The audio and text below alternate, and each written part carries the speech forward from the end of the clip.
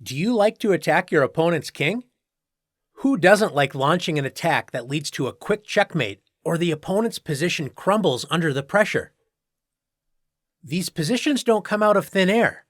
You first have to make weaknesses against your opponent to gain the advantage, such as creating weak squares around your opponent's king, removing key defenders, or attacking on squares where your opponent has no defense. Let's take a look at some examples of creating weaknesses. In this position, white's center, especially the d4 pawn, is being put under tremendous pressure. Black is threatening bishop takes f3 when the d4 pawn would fall on the next move. White has the powerful resource d5. White advances the d-pawn to safety, grabbing space and attacking black's knight on c6. This move looks like a blunder because it opens up the long dark square diagonal, allowing black to win the exchange by capturing the rook on a1. Black's best choice is to avoid capturing the rook, allowing white a comfortable game with a strong central space advantage and well-placed pieces. If black accepts the rook with bishop takes a1, after queen takes a1, white is temporarily down material, but black gave up the strongest defender of the king, the dark-squared bishop. Look at how weak the dark squares are around black's king. Black's knight does not have a good square to move to, so after knight a5, bishop h6, white is threatening checkmate on g7. So black is forced to return the material and create more weaknesses around the king with f6. After bishop takes f8, white regains the sacrificed material and has forced weaknesses in front of black's king. Not a good sign as the game continues. In this sharp position from the Sicilian defense, black's queen is putting pressure on the h2 square. This doesn't look too serious as white's king and knight on f3 both guard the h2 square. Black focuses on the target and plays knight g4. Black's knight joins the queen in adding pressure to the h2 square. White's knight on f3 is now under great pressure as it must stay on that square to keep the king safe. A serious blunder is h3. Thinking that black must now retreat the g4 knight, but white is in for a surprise after knight d4. White's knight on f3 is attacked, but if it captures black's knight on d4, black delivers checkmate with queen h2. Since white's queen is also under attack, white can't both save the queen and prevent the winning tactic knight takes f3 check. White's best choice is to lose material after h takes g4, knight takes e2 check, and bishop takes e2, losing the queen for 2 pieces and weakening the king side.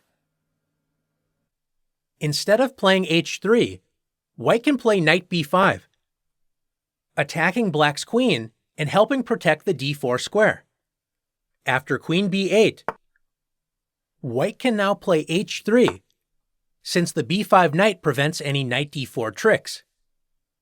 It looks like black needs to move the attack knight on g4, but now black can play h5.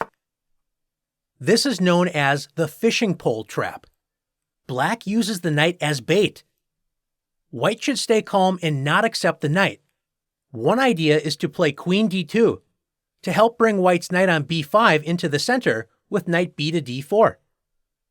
But if white accepts the knight with h takes g4, white is in huge trouble after h takes g4.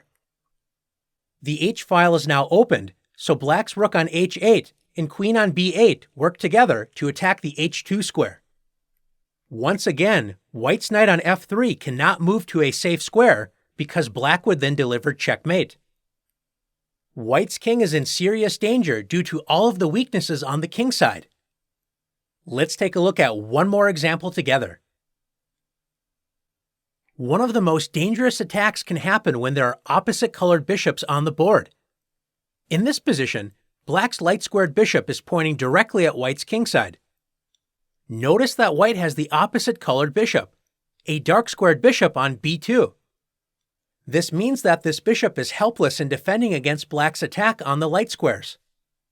After rook c1, White thinks black has to move the queen, but black ignores this attack and begins an attack against white's weak light squares with rook g8.